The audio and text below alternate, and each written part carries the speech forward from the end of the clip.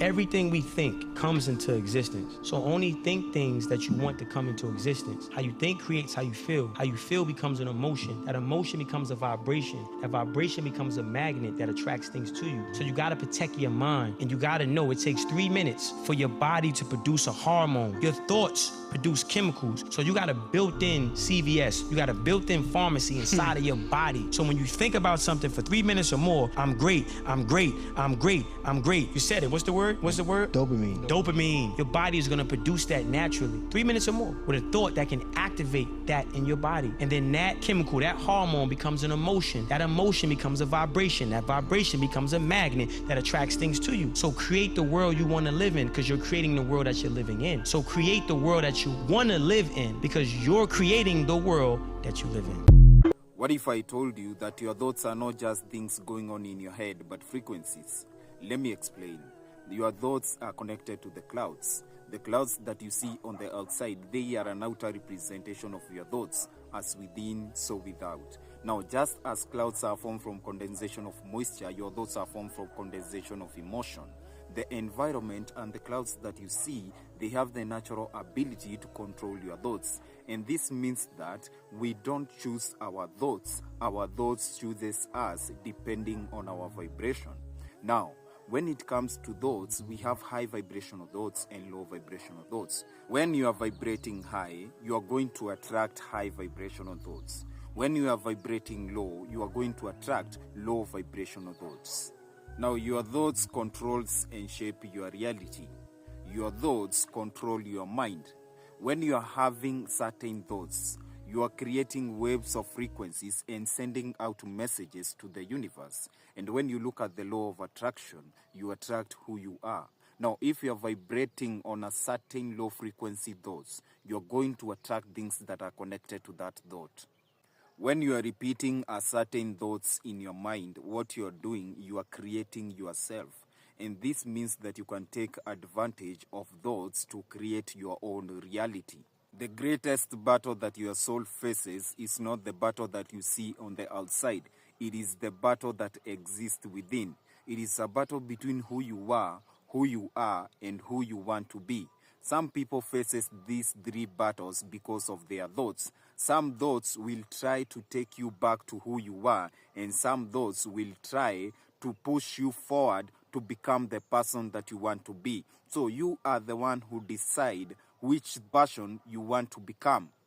Some thoughts that you receive, they are not your own thoughts. Some thoughts you receive from other people, the environment around you, including animals and plants. When you breathe in, you receive thoughts. When you breathe out, you give out thoughts. When you stay with a certain person for a long time, what you do, you match the vibration of that person, and it is very easy to understand what that person is thinking and what is going on in their mind. As an awakened person, one way in which you can shape your reality is by controlling your thoughts and not allowing your thoughts to control you. You need to kill the doubt in thoughts. You need to do away with the negative thoughts. You need to silence the voice in thoughts that tell you you cannot do. Remember, you are the creator of your own reality. You either make, destroy, or change yourself. Peace and love.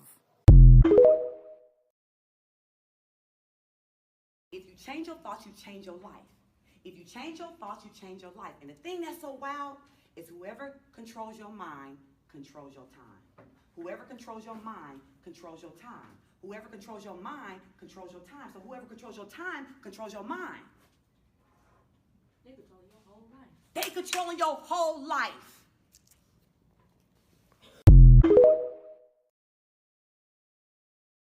Perhaps the greatest discovery in all of human history is the fact that you become what you think about most of the time. Emerson said that a person is what he thinks about all day long. The way you think determines the way you react and respond to things happening around you. The way you react and respond determines your emotions. Your emotions determine your actions, and your actions determine your results. Everything begins with your thinking. Successful high-performance people think about positive, constructive things most of the time. They think about what they want and how to get it most of the time. Especially, they maintain high levels of self-acceptance and self-esteem by thinking about their good points, by thinking about the positive qualities and characteristics that they have and that you have, and which they have developed over the course of their lifetimes. Unhappy, negative people think and talk about all the things that they've done wrong, the mistakes they've made, and the people that have hurt them in the past. Happy, confident people instead think about all the positive things they've done and achieved over their lifetimes, and they look forward to accomplishing even more in the future. You might encounter many defeats, but you must never be defeated, ever. In fact, it might even be necessary to confront defeat. It might be necessary to get over it, all the way through it, and go on. I would teach her to laugh a lot. Laugh a lot at the silliest things. And be very, very serious. I teach her to love life, I bet you that. Everything changed for me when I understood this philosophy. Learn to work harder on yourself than you do on your job. That's the simple philosophy that changed my life forever starting age 25. If you work hard on your job, you can make a living, which is fine. If you work hard on yourself, you can make a fortune, which is super fine. I didn't mind working hard on my job, but things didn't seem to change that much. Then I started working hard on myself to qualify. So let me put it in a philosophical phrase now. This is worth the price of whatever it costs for you to be here today. Here it is. Success is something you attract. Success is not something you pursue. It's something you attract by becoming attractive. And the whole scope of this we call now personal development. You can have more than you've got because you can become more than you are. If you can multiply your value by 3, by 5, you can easily multiply your income by 3, by 5, by 10. But the key to doing it is to work hard on yourself. Be responsible, be a growing, attractive, powerful, skillful, communicating human being. And the world... Part of you has to die. Every time you evolve, you gotta leave it back there. You know, you want it because it's familiar. And a lot of times we like to resort to the familiar, even if it's toxic. You know? So you have to leave that corpse, that beautiful old you has to be left, and you have to walk forward and not look back. That's the hardest part, not leaving the people, but it's leaving your old ways and you. If you spend the majority of your day focusing on matter, focusing on everything in this three-dimensional world that's made of material things, and just like when you're unaware of your nose, it doesn't exist, and the moment you become aware of it, it exists.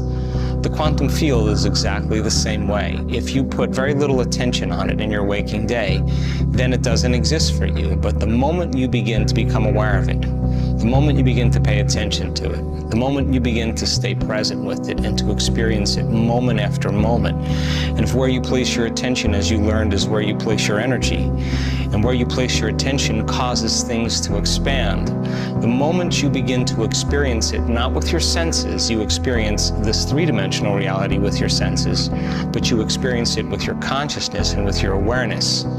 The moment you become pure consciousness is the moment you make contact with that unified field. And so we now know the techniques and the tools to get people beyond themselves. And in fact, we know that after thousands and thousands and thousands of brain scans, that you're at your absolute best when you get beyond yourself.